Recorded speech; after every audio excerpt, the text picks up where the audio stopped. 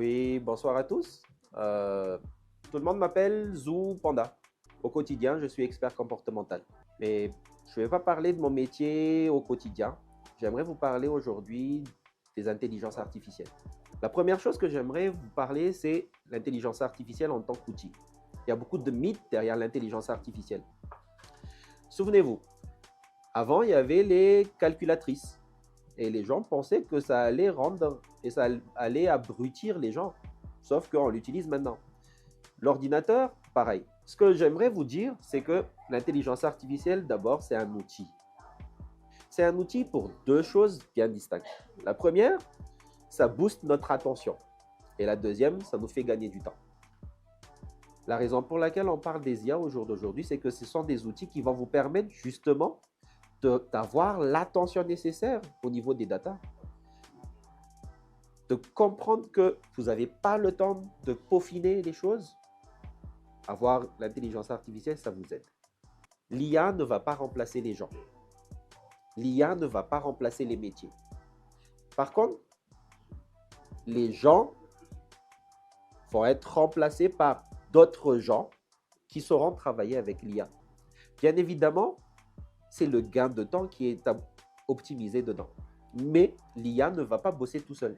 L'IA aura toujours des gens qui vont fournir des données à l'intérieur.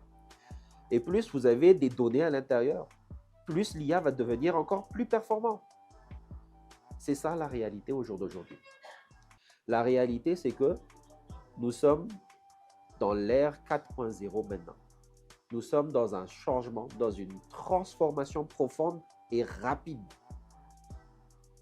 À l'international, on dit toujours que les IA ont les mêmes puissances que les industries lourdes, les industries à vapeur, à moteur. C'était la grande révolution de l'époque.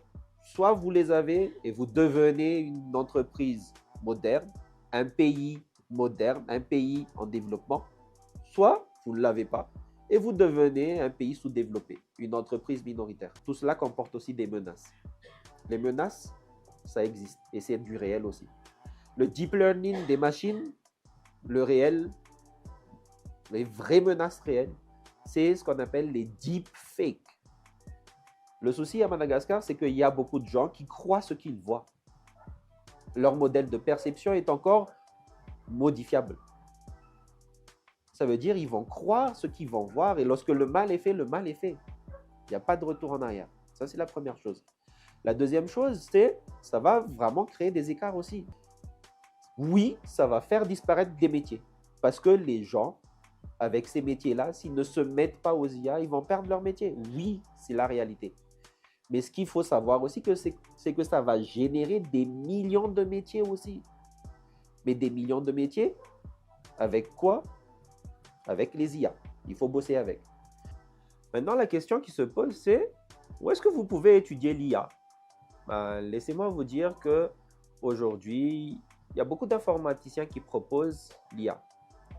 Mais peut-être pas comme la nôtre, puisqu'il y a 3 niveaux chez HKM Baikis Madagascar. HKM, c'est High School Malagasy. Pourquoi High School Malagasy?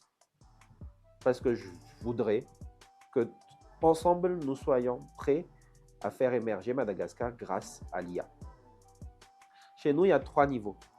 Pour les 15 à 20 ans, il y aura la classe numérique que l'on va travailler spécifiquement avec des partenaires.